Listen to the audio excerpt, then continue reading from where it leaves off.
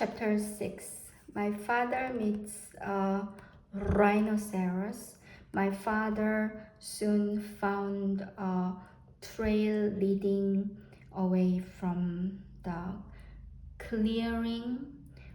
All sorts of animals might be using it too, but he decided to follow the trail no matter what he met because it might lead to the dragon. He kept a sharp looking in front and behind and went on. Just as he was feeling quite safe, he came around a curve right behind the two wild boars. One of them was saying to the other, "Did you know that the tortoise thought they saw Monkey carrying his sick grandmother to the doctor's last night? But Monkey's grandmother died a week ago, so they must have seen something else. I wonder what it was." "I told you that there was an invasion afoot," said the other boar, "and I intended to find out what it is. I simply can't stand invasions." "Nee, my dear," said a tiny little voice. "I mean, me neither." And my father knew that the mouse was there too. "Well," said the first boy, "you search the trail up this way to the dragon. I will go back down the other way through the big clearing, and we will send the mouse to watch the ocean rocks in case the invasion should decide to go away before we find it." My father hid behind a mahogany tree just in time, and the first boy walked right past him.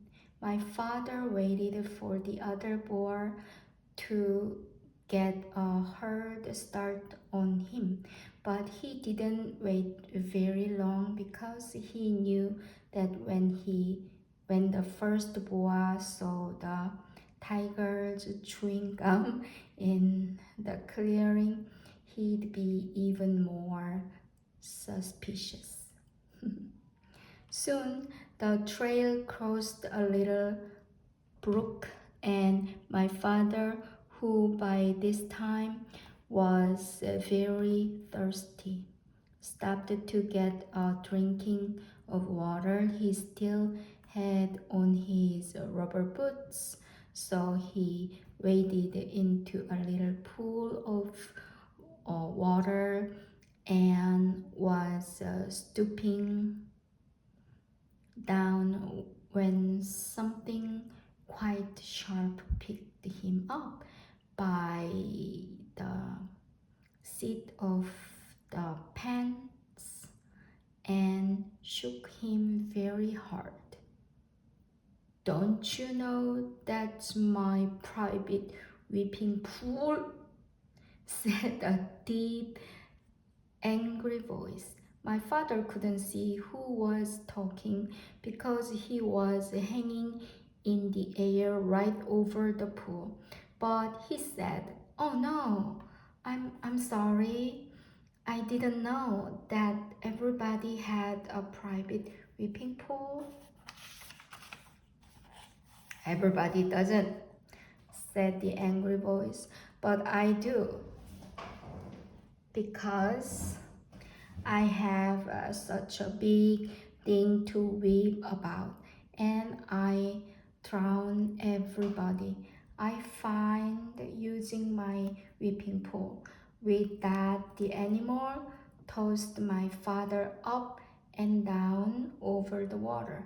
What is it that you weep about so much?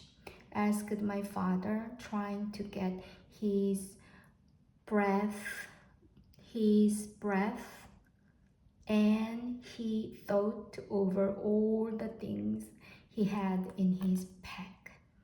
Oh, I have many things to weep about, but the biggest thing is the color of my tusk.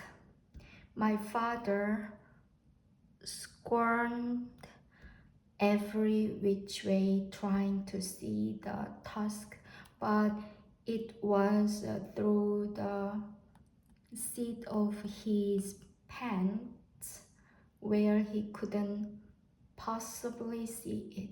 When I was a young rhinoceros, my tusk was purely white, said the animal, and then my father knew that he was hanging by the seat of his pants from a rhinoceros's tusk. But it has turned a nasty yellow gray in my old age, and I found it very ugly.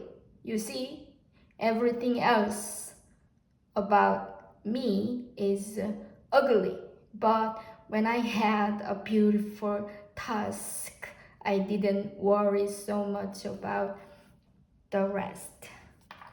Now that my tusk is ugly too, I can't sleep nights just thinking about how completely ugly I am. And I weep all the time. But why should I be telling you these things?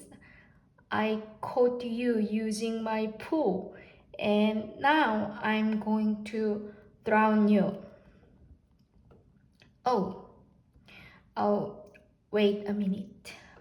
Rhinoceros, said my father. I have some things that will make your tusk all white and beautiful again. Just let me down and I will give them to you. The rhinoceros said, You do? I can hardly believe it. Why? I'm so excited. He put my father down and danced around in a circle while my father got out the tube of toothpaste and the toothbrush. Now, said my father, just move your tusk a little nearer, please, and I will show you how to begin. My father wet the brush in the pool, squeezed on a tap of toothpaste, and scrubbed very hard in one tiny spot. Then he told the rhinoceros to wash it off, and when the pool was calm again, he told the rhinoceros to look in the water and see how white the little spot was. It was hard to see in the dim light of the jungle, but sure enough, the spot shone pearly white, just like new. The rhinoceros was so pleased that he grabbed the toothbrush and began scrubbing violently, forgetting all about my father. Just then my father heard hoof steps and he jumped behind the rhinoceros.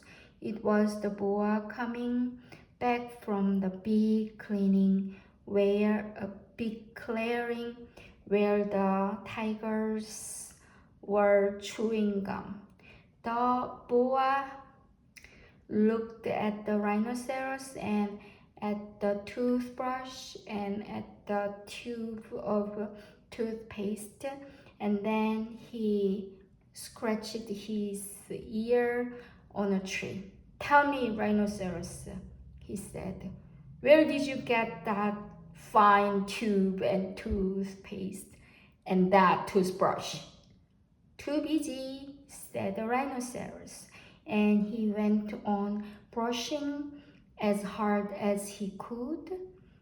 The boa sniffed angrily and trotted down the trail toward the dragon, muttering to himself, "Very suspicious tigers, too busy chewing gum. Rhinoceros, too busy brushing his tusk. Must get hold of that invasion. Don't like it one bit. Not one bit. It's upsetting everybody terribly. Wonder what it's doing here anyway."